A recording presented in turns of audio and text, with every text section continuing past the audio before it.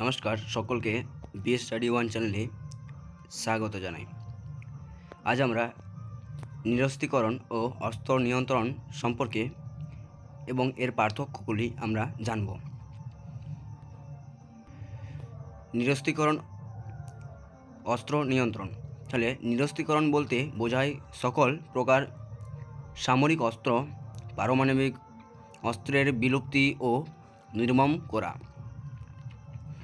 মানব সভ্যতাকে ধ্বংসের মুখে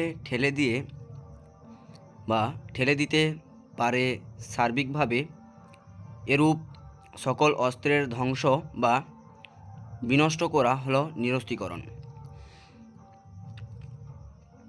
নিরস্ত্রীকরণ হলো বিশ্বজুড়ে সর্বাত্মকভাবে অস্ত্রের ধ্বংস সাধন ও সামরিক শক্তির অবলুপ্তি ঘটানো।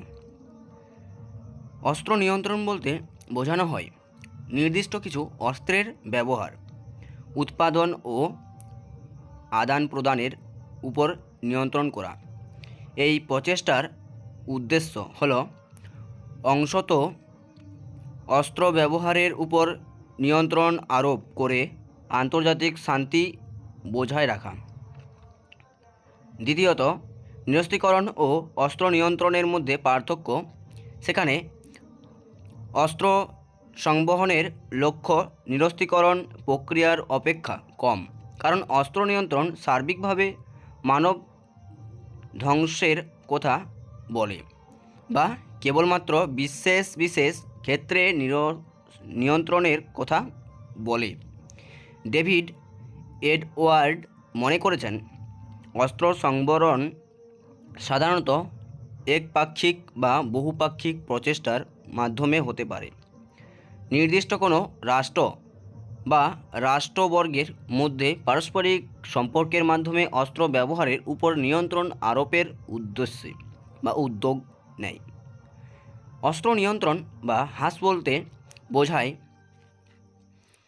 বোঝাপড়ার মাধ্যমে দুই পক্ষ বা জাতি রাষ্ট্রসম্মত যখন অস্ত্র উৎপাদনের মাত্রা কমিয়ে দেয় বা আংশিকভাবে কোনো অস্ত্রের উপাদান বা ব্যবহার করে বা কমিয়ে দেয়। নিউজটিকরণ উদ্দেশ্য হল জলে, স্থলে ও আকাশে, বায়ুমণ্ডলে সার্বিকভাবে যে কোনো প্রকার পরমাণু অস্ত্রের ব্যবহার নিরস্ত্রীকরণ বা নিষিদ্ধ করা। পরিশেষে আমরা বলি যে অস্ত্র নিয়ন্ত্রণ ও নিরস্ত্রীকরণের সার্বিকভাবে লক্ষ্য ও উদ্দেশ্য একই প্রকার। উভয় আন্তর্জাতিক তথা জাতীয় ক্ষেত্রে অস্ত্র হ্রাস করে মানব কল্যাণ ও নিরাপত্তা সুনিশ্চিত করতে চায়।